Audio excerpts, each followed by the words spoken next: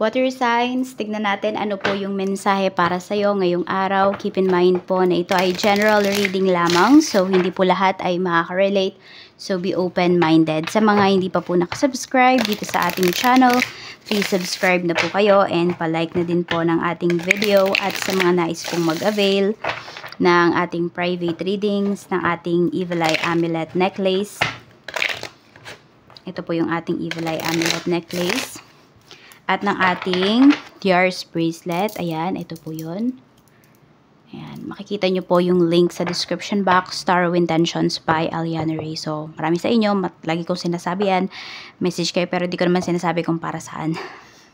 So, pampaswerte po yan sa love life, sa career, sa business, sa travel, sa health. Pangkontra or iwas aksidente rin po yan. Pangontra po yan sa mga mangkukulam, sa mga mambabarang po sa inyo, sa mga nanunumpa sa inyo. Babalik po yan sa kanila. Okay? And, ano pa ba? Yan, kung may nag-i-evil eye sa inyo, may naiinggit, pwede nyo pong makita kung sino yung mga tao na yun. At pwede rin po kayong mag-wish dito sa ating Evil Eye Amulet Necklace at sa ating Tiars Bracelet. Yan, tuturo ko naman po sa inyo kung paano yan alagaan once kayo po ay nag-avail. So, payment first po tayo. Oo. Naninigurado lang din ako, 'di ba? Kasi ang bilis niyang i-cancel 'di ba? Pag hindi kinuha, 'yon. Kaya 'yon. Tiwala lang talaga. And wala naman pong pilitan 'yan. Hindi ko naman kayo pinipilit. Kung sino yung may 100% na tiwala, yun po ang mag-message. So tignan natin. Ayan, message nyo ko or email nyo po ako. Tignan natin. Maraming salamat po sa lahat ng bumili ng ating Tiars Bracelet at ng ating Evil Eye Amulet Necklace. We have, don't be afraid of distance. Touch and feel. Meron dito siguro na natatakot kayong malayo sa inyong pamilya.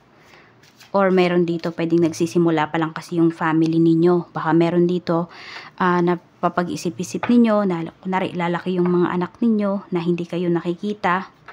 Diba? Iba pa rin kasi. Iba yung video call. Iba yung kasama ka. Diba? Na pag habang lumalaki yung mga anak nyo. So yung iba po dito may takot kayo na nararamdaman. Pero sinasabi kasi, ayan, huwag kayong matakot kasi yung iba naman dito, kaya nyo naman yan gagawin is dahil, ayan, sacrifice talaga para sa magandang future. Pero siguro wag lang kayo masyadong magtatagal. Kasi yung oras din naman natin mababalik. Merong mga tao na kaya nila na mag-iipon lang sila ng pampuhunan, tas uuwi na sila. Pero iba-iba kasi tayo ng sitwasyon. Iba-iba tayo ng environment. Depende yan sa mga sinusuportahan po ninyo. We have, everything is under control. Ayan po. So, ayan, sabi nga dito, mayroon naman kayong kayang kontrolin. Kaya, ayun nga ang sinasabi ko sa inyo dito. Huwag kayo masyadong magtatagal sa abroad kung kayo ay nasa malayo. Ano? Huwag kayo magtatagal. Kasi yung oras, di na natin yan mababawi. Kahit sabihin natin na babawi ako sa mga anak ko pag nag-for good na ako, iba pa rin yung naalagaan mo talaga sila. Oo. Pero sacrifice din talaga yan, no? Yung matagal ng mga nag-abroad. So, tignan natin.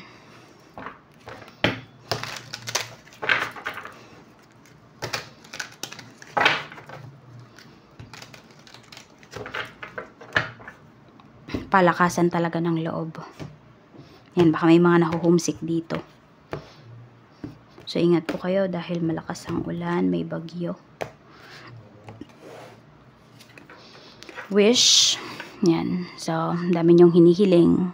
O yung iba sa inyo, isa lang talaga yung hiling ninyo, makasama yung pamilya ninyo. Na hindi nyo na kailangang umalis ng paulit-ulit at uuwi din ng walang ipon. Kaya sinupin nyo yung pera nyo. Mirroring. Ayan po. So, habang nagwi-wish tayo, diba, gawa din tayo ng action towards dun sa wish natin. Diba, kung nari gusto nyo nang makauwi.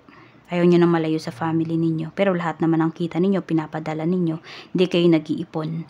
So, paano mangyayari yun? Paano kayo makakapag for good? So, dapat meron din kayong gagawin na action towards dito sa wish ninyo. Fed up. Yan, napapagod na yung iba sa inyo. Kasi nga parang paulit-ulit na lang yung nangyayari. Uuwi kayo na marami kayong pera, aalis kayo na may utang pa kayo. Meron bang nangyayaring ganyan? Or ganyan ba yung nangyayari sa inyo? Yan, ask yourself. Meron dito, pwede po na kayo yung breadwinner sa family. Baka meron dito ay gusto na pong magpakasal. Okay? So, hindi pa kayo. Gusto nyo palang mag-start ng family. So, meron dito parang, yan, gusto nyo pong magpakasal pero hindi siya nangyayari. Hindi siya natutupad kasi nga, yan, dami nyo pang sinusuportahan. Sabi nga, everything is under control. Kaya nyo naman yung kontrolin. Kayo naman yung magde-decision dito. Yun nga lang, yung iba po sa inyo, pag ganyan, kung may nag-aaral pa kayo, sinusuportahan nyo pa yung family ninyo, ang mangyayari lang, may magagalit talaga sa inyo dito. Oo. Pero kasi baka meron dito, medyo naghahabol na po kayo ng oras. Tignan natin. Ano ba yung mensahe? Kaya pag-isipan nyo pong mabuti yung mga gagawin ninyo dito ang decision pagdating sa inyong life. Okay?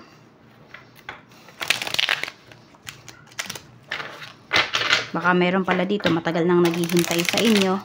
Huwag naman sanang mainip. Tignan natin, ano pa po ang mensahe, Spirit Guide. Mensahe po natin kay Cancer, Pisces, and Scorpio. Meron tayo ditong Page of Cups pagdating to sa trabaho. Yan, may good news. Pagdating sa work, or masaya lang kayo ngayon sa trabaho. Para kasing nandito yung may kalayaan kayo. Absent ba yung boss nyo? Or yung manager ninyo? Yan, basta parang magaan yung energy ngayon sa trabaho. Mas nakaka-smile kayo. Parang, hindi naman relax, no? Ginagawa nyo pa rin naman yung trabaho nyo. Pero basta, iba yung feeling, magaan siya. So, baka absent yung negative mo na na co-worker. We have the Chariot. Ayan naman, yung mga co-worker mo, palaban. Mga palaban ng mga co-worker mo. Mukhang mas masipag yung mga co-worker mo pag wala dito yung boss or wala yung manager ninyo. I don't know kung bakit ganyan. Baka yung manager nyo yung nagbibigay ng mabigat na energy dito pagdating sa trabaho. So, tignan natin yung iyon namang boss. We have Ace of Swords. Ayan, yung iba po sa inyo napapansin na kayo dito ng mga boss ninyo. This is a positive, no? Positive yung pagkakapansin po sa inyo. Pwedeng meron dito is mabigyan po kayo ng promotion. Okay? Pwedeng may meeting kayo ngayon, baka pinag-uusapan na siya. For some of you. Happy kayo dito.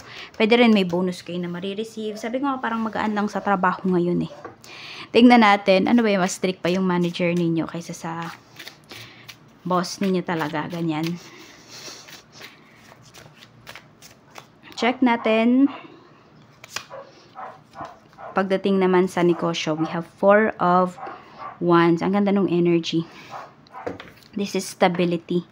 Okay din yung ano ninyo, yung kita ninyo, kota po kayo ngayong araw. We have 9 of Pentacles. Yes nga po, ayan, kotang-kota po talaga kayo for today. So, pwedeng padilim pa lang, sarado na yung business ninyo. Yan. Some of you nga, pwedeng 4 hours lang yung ano nyo eh. Naka-open yung store ninyo o yung business ninyo ngayon. Tapos, ayan, mag-ano ulit kayo. I mean, ano yan? Fully booked na kayo, ganun. Sold out na yung mga products ninyo. We have the Fool. So, meron nga dito, pwedeng makapaglakwatsa pa kayo ngayong araw.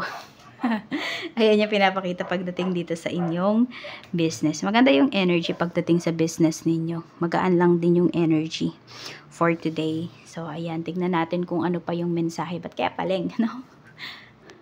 Paling na naman eh. Tignan natin pagdating sa kaperahan. Kamusta? Happy ka ba sa money mo? We have Temperance. So, yung mukhang may hinihintay kayong pera dito. 7 of Wands. Pinaglalaban nyo talaga yung pera na to. Actually, iba sa inyo, medyo sumasakit na yung ulo ninyo. 8 of Pentacles. Mukhang sa trabaho to. Hindi ko alam, back pay ba to? Basta, pinagtrabahuhan nyo naman to eh. Pero, mukhang hindi pa siya binibigay sa inyo. Or, meron po dito, hindi ko alam kung magka-cash advance ba kayo. Or, meron po dito, nag-loan. Meron din dito, pinapakita kasi, pwedeng delay yung sweldo ninyo. Tignan po natin sa love life naman, para naman po sa mga single. We have Ace of Wands. Marami tayo ditong mga single na marami pong nagkakagusto sa inyo. Yan, kaya kasi nakikita ko dito, pwedeng medyo high talaga yung standards ninyo, water signs. We have Page of Swords, para naman to sa mga in a relationship. Okay, ito yun, no? Pwedeng naghihintay na talaga dito yung person mo. Ang nakikita ko dito, pwedeng pag ready ka na, siya naman na yung hindi ready. Baka nagdadalawang isip na yan, oh. Medyo may matigas ng energy dito. Parang magmamatigas na siya pag ikaw na yung ready. Kaya pag-isipan nyo talaga yung every tatanggi kayo towards your person. I mean, tatanggi kayo, kunwari, nag-aalok nga siya ng kasal. Or kung ano man yung inaalok po niya sa inyo, tas lagi yung tinatanggihan.